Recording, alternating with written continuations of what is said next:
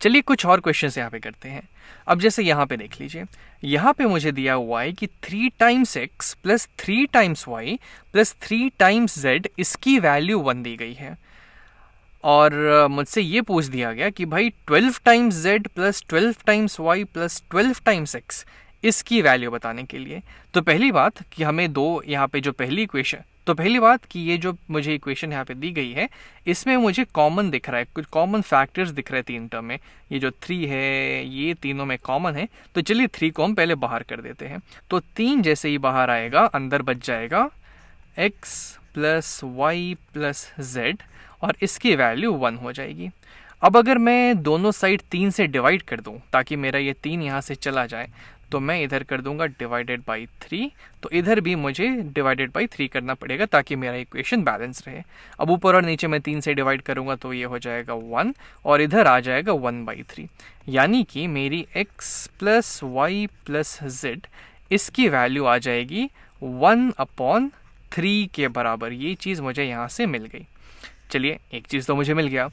अब इस पे देखते हैं कि उसने हमसे पूछा क्या है। अब यहाँ पे पूछा है कि 12 times z plus 12 times y plus 12 times x की वैल्यू क्या होगी।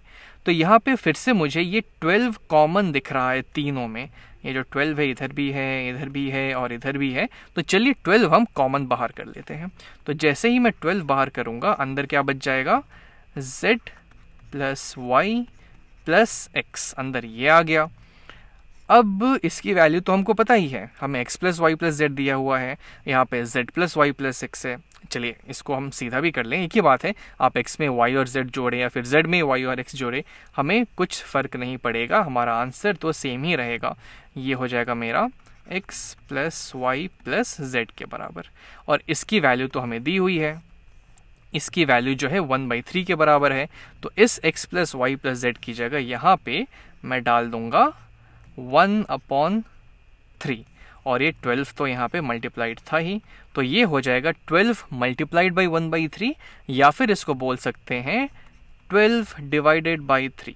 अब ऊपर और नीचे आप 3 से डिवाइड कर दीजिए, तो 3 1 ज़ा 3, 3 4 ज़ा 12, 4/1, यानी कि इसकी वैल्यू 4 के बराबर आ गई। यानी कि ये जो इक्वेशन उसने यहाँ पे दी हुई थी, जिसका वैल्यू उसने हमसे पूछा था, उसकी वैल्यू एक्चुअली में 4 है। चलिए एक क्वेश्चन और करते हैं यहाँ पे, जैसे ये वाला क्वेश्चन। यहाँ पे ये क्वेश्चन उसने दे दिया है कि 3 टाइम्स ए प्लस 5 टाइम्स बी जो है 2 के बराबर है, ये उसने दे दिया।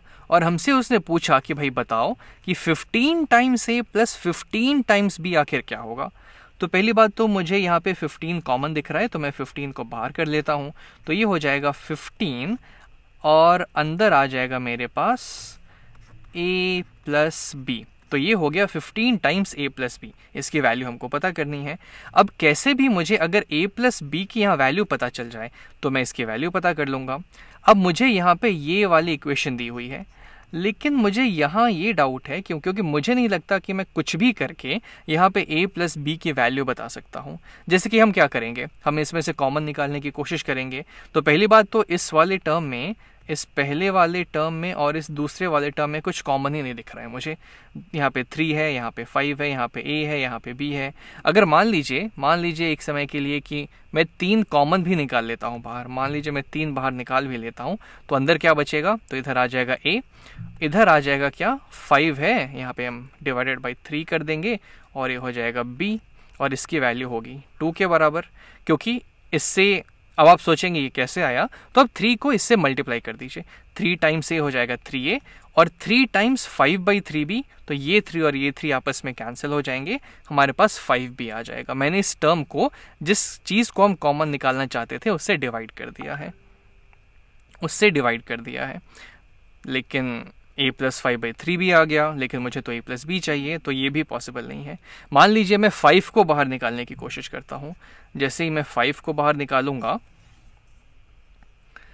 अंदर क्या आएगा, तो इधर आ जाएगा, यहाँ पे है 3a, तो इसको मैं 5 से डिवाइड कर दूंगा, जो मेरा कॉमन आया, प्लस इधर 5 में कॉमन निकाल लूँगा, तो इधर b आ जाएगा और इसकी वैल्यू 2 के बराबर हो जाएगी। लेकिन फिर भी मेरा a प्लस बी तो किसी भी हालत में नहीं आया।